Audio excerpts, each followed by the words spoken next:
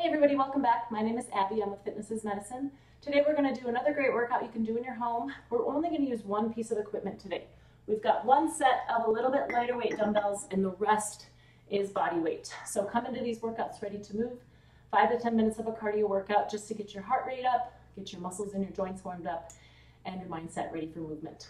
Okay, we're going to start with bent over reverse flies today. So the really big key here is that we get down into a squat. We want to protect your back.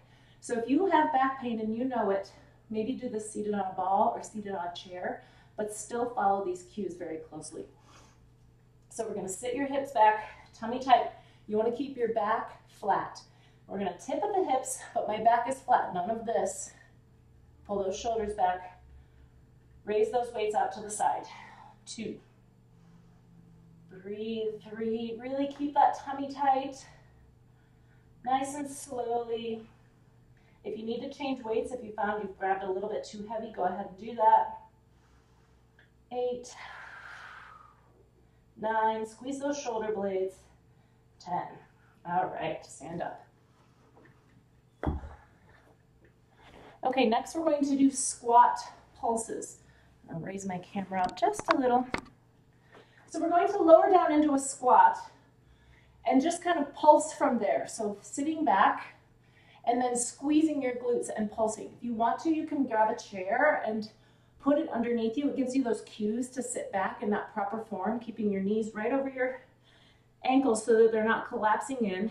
Sitting back, most of your weight should be in your heels. All right, let's sit back.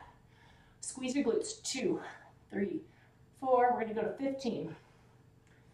Just tiny little pulses. 13, 14, 15. All right, good. A little bit of a burn in your quads and your glutes. Now we're going to lower down to the floor.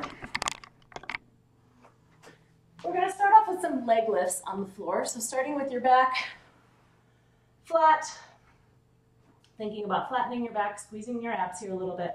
Straighten one leg while you keep the other one bent. We're going to lift and lower one leg slowly, as high as this other knee, no higher, and then don't quite set that foot down. So relax your head. You want your head and neck to be in a neutral, comfy position. If you bring it all the way up here, it gets to relax. So we want to keep that quad engaged throughout. Good, now switch sides. This is a great way to work your quads if you do have knee pain, because while it is a hip flexor exercise as well, it engages that quad isometrically and keeps to keep that knee straight. And so it's a good way to work your quads if you are limited by knee pain. Like if we're ever doing squats or lunges and you just can't do it, this is a good one to sub in. And rest. Okay. Keep refreshing my screen.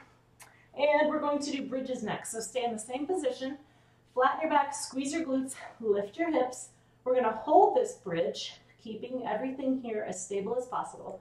Now we're going to add tiny little marches.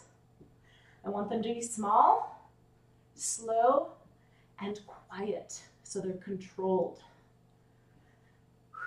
Really engage your glutes and your abs to keep your hips as stable as possible.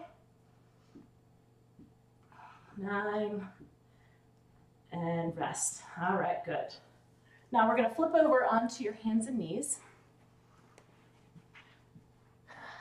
Hands directly beneath your shoulders, knees directly beneath your hips. You want to think about putting a teacup on your back so that your back and your hips stay as stable and level as possible. And we're going to do fire hydrants, lifting one knee out to the side. This is a very small range of motion. It's not very large. It's tempting to want to be an overachiever and really lift it up high, but then we engage all sorts of other muscles. We want to keep everything as stable as possible. Working on level and stable engages many more muscles throughout your back and your core here.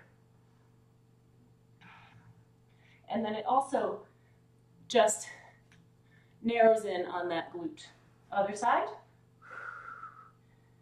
Keep that back level. Also, your head should be in neutral.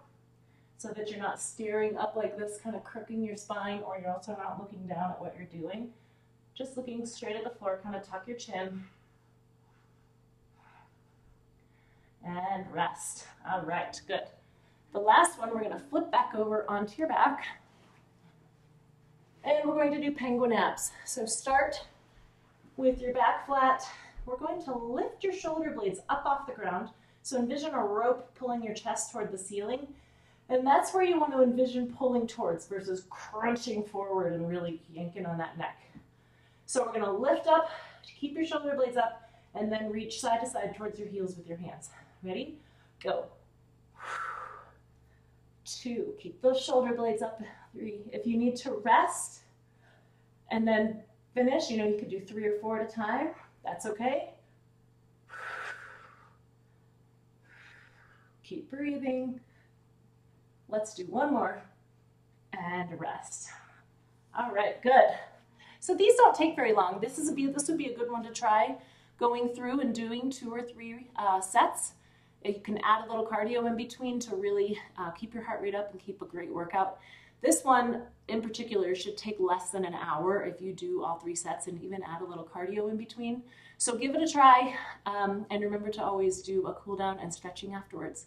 If you have any questions or need any modifications, please feel free to message me. Otherwise, we'll see you next time. Thank you, everybody. Have a great workout.